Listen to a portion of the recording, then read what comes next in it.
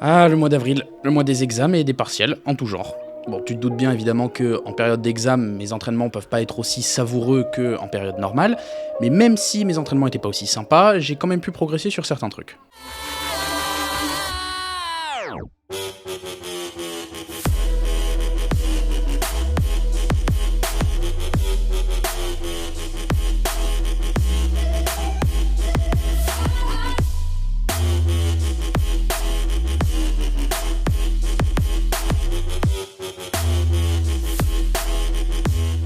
Bon, je chipote, mais j'ai quand même commencé ce mois d'avril en testant une nouvelle salle et donc en battant mes records. Eh oui, qui dit nouvelle salle, dit séance d'essai et donc de kiff, et donc faut tester évidemment des max. J'ai donc pu faire une traction à 50 kg, soit 2/3 de mon poids de corps, et oui, je fais 75 kg, tu peux me juger si tu veux, et un dips à 80 kg, qui était, ma foi, plutôt difficile. D'ailleurs, personnellement, je dis un dips, mais j'entends de plus en plus de gens dire une dips, donc si ça se trouve, je me gourre complètement, donc hésite pas à me reprendre dans les commentaires. D'ailleurs, n'oublie pas aussi de liker et de t'abonner, parce que si tu veux là 114 abonnés, ça va pas du tout.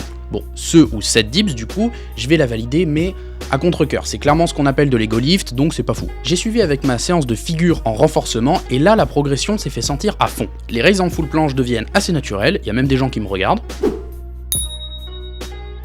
Le frontal élastique devient tout aussi facile avec les quelques 6 secondes qui restent quand même assez solides. Quant aux exercices accessoires, j'ai changé les pompes en équilibre pour des pompes à 90 degrés et je m'y sens plutôt bien, même si à cause du sang qui monte à la tête, j'ai l'impression que ma tête va exploser à chaque fois que j'en remonte une. Et pour ce qui est des Advanced Stock Pull-Up, l'amplitude est de plus en plus complète. On poursuit avec la séance Street Lifting, donc à la salle, où j'ai pu faire 5 tractions à 40 kg, donc j'étais plutôt content, et 3 dips à 70 kg, assez facilement. Donc là-dessus, sur le Street Lifting, c'est pas mal, parce que la progression est assez linéaire, elle est continue, et donc je peux continuer à monter en charge. Mais bon, on va pas se mentir, le Street Lifting, c'est assez sympa, mais le mieux, c'est quand même les figures. Et c'est pour ça que j'ai essayé de tout donner à ma séance de figure force, juste après. Ça a donné une full planche qui tient de mieux en mieux, même si elle est un petit peu haute, on va pas se mentir, hein. Le front one leg est très confortable avec 7 secondes sans bouger. Les négatives en planche sont de plus en plus lentes, mais la partie vraiment compliquée, c'est de faire l'abduction des omoplates en descendant et en avançant les épaules, parce que sans ça, j'ai le dos assez plat comme tu peux le voir. Les Advanced Stock Pull-Up, elles, devenaient assez faciles, donc j'ai décidé de continuer la série de tirage horizontal en dépliant mes jambes et en faisant quelques tractions en L inversée. Ça permet en général de rajouter un petit peu de volume dans la série. La séance suivante de Street Lifting, j'avais d'énormes courbatures et je me suis senti super mal sur les tractions et les dips, donc j'ai décidé de mettre ces mouvements de côté et faire une séance un petit peu plus fun en faisant du soulevé de terre, chose qui n'a absolument rien à voir avec mon entraînement habituel, je te l'accorde. Mais ça reste quand même un super mouvement pour le dos et toute la chaîne postérieure en général, donc j'avais envie de le tenter. Alors évidemment, mon mouvement n'est pas du tout parfait et il y a un milliard de trucs à redire, mais c'était juste un début, c'était juste pour tester, et tu verras que pendant le mois de mai, j'en ai fait de plus en plus et ma technique s'est bien améliorée. Et même si le soulevé de terre me donne d'énormes courbatures vu que c'est un nouveau mouvement que je travaille, j'ai quand même le lendemain pu faire ma séance de figure en renforcement. Donc ça s'est passé comme d'habitude, avec des planches qui se lèvent, un front qui tient et des exercices accessoires qui pour le coup changent pas trop.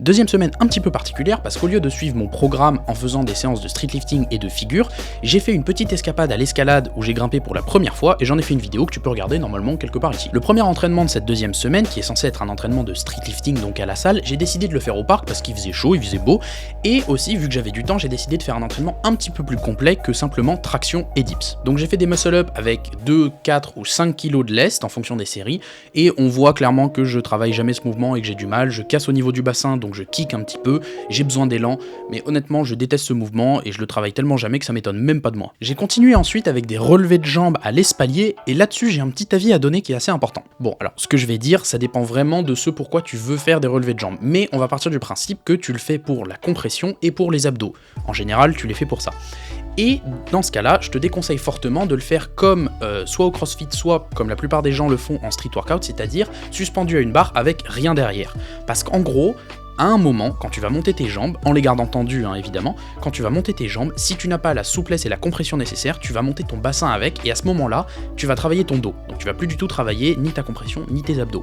Alors que si tu le fais sur un espalier, tu vas voir que monter tes jambes à tes pieds va te demander beaucoup plus de force, tout simplement parce que tu auras beaucoup plus de mal à monter ton bassin, et donc tu seras complètement sur ton fléchisseur de hanche et tes abdos, ce qui est en général ce que tu veux travailler. Bon, de toute façon, ici ça s'applique pas, puisque je les ai faites lester, donc avec 2 kg par cheville, et je montais à peu près à la moitié. Et j'ai fini ma séance avec donc les fameux tractions et dips, avec un superset de pyramide de 10 traction aux anneaux et pyramide de 10 dips avec un poids de 25. Le lendemain, je me sentais vraiment mal, du coup j'avais envie de me reposer, et au lieu de m'entraîner dur en soulevant lourd, j'ai préféré aller m'étirer. Et pour que tu vois à quoi ressemble une de mes séances d'étirement spécifiques pour le grand écart facial, j'ai tout filmé. Alors ce qu'il faut savoir, c'est que je commence toujours par un échauffement avant d'étirer le grand écart en lui-même, donc soit je fais un échauffement dynamique, ce qui en général je le fais tout le temps, mais là pour le coup je l'ai pas fait, je sais pas pourquoi, ou alors je fais un échauffement un petit peu plus statique, comme le frog stretch. Dans cet étirement, j'essaye de cambrer un maximum pour libérer de l'espace au niveau de mon bassin et d'écarter les cuisses le plus possible. Le but ici, c'est vraiment pas de faire de la performance et de descendre le plus bas possible d'un coup,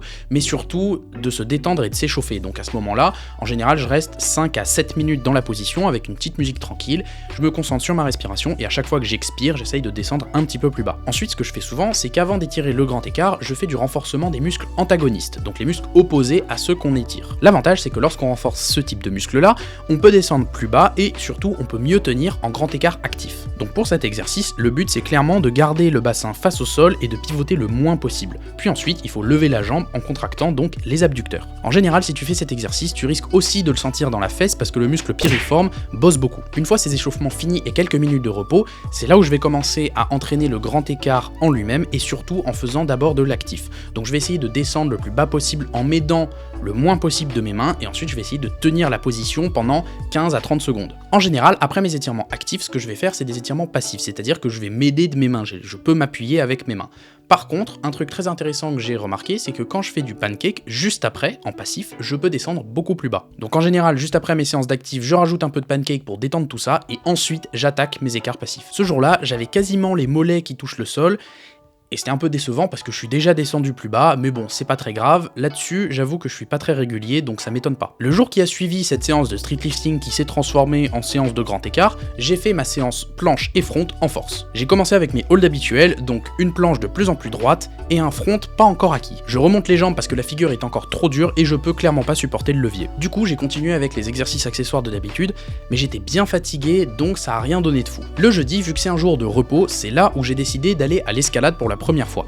Pas mal de gens m'en avaient parlé, du coup j'ai voulu tester ce nouveau sport. L'après-midi, donc juste après ma séance d'escalade, je suis allé au parc, mais j'étais évidemment bien trop crevé pour faire quoi que ce soit, donc je me suis étiré, j'ai fait un petit peu de renforcement et un petit peu d'équilibre. Oh oh, alerte au gogol! Comme la fin de la semaine arrive, il faut que je fasse une séance street lifting et comme d'habitude, au lieu de la faire à la salle, j'ai décidé de la faire au parc parce qu'il faisait un petit peu plus beau. J'ai quand même voulu taper dans de la force cette fois avec des tractions à un bras avec élastique et avec des dips, cette fois avec 3 poids de chantier, donc à peu près 75 kg pour 2 reps. Et ensuite, j'ai fini avec un petit peu d'endurance aux tractions et aux dips. Dernière séance de la semaine qui est une séance de figure en renforcement, mais les premiers holds étaient assez décevants et ça annonçait une séance très très nulle, donc au lieu de faire ma séance habituelle, j'ai bifurqué sur des holds avec élastique, que ce soit en planche et en front, pour faire un petit peu plus de volume sans trop me crever.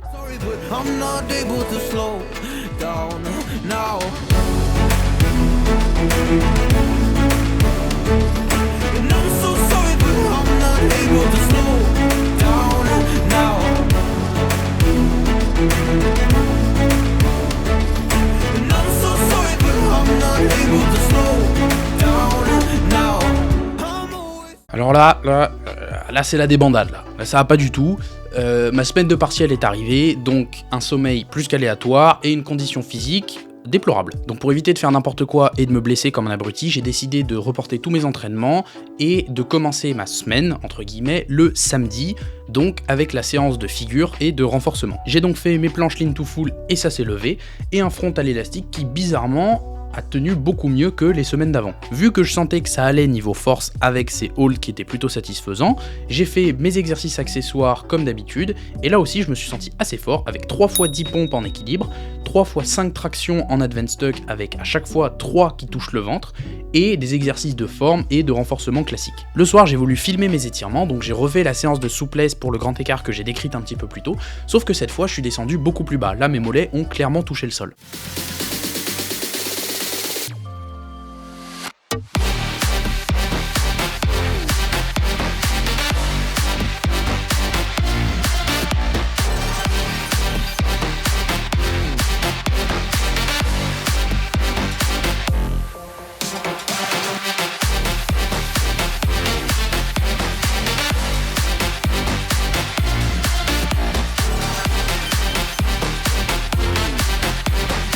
Dernière semaine du mois d'avril composée de 3 entraînements. Le premier, j'ai fait de l'endurance aux tractions surtout parce que j'estime toujours avoir un énorme retard en tirage.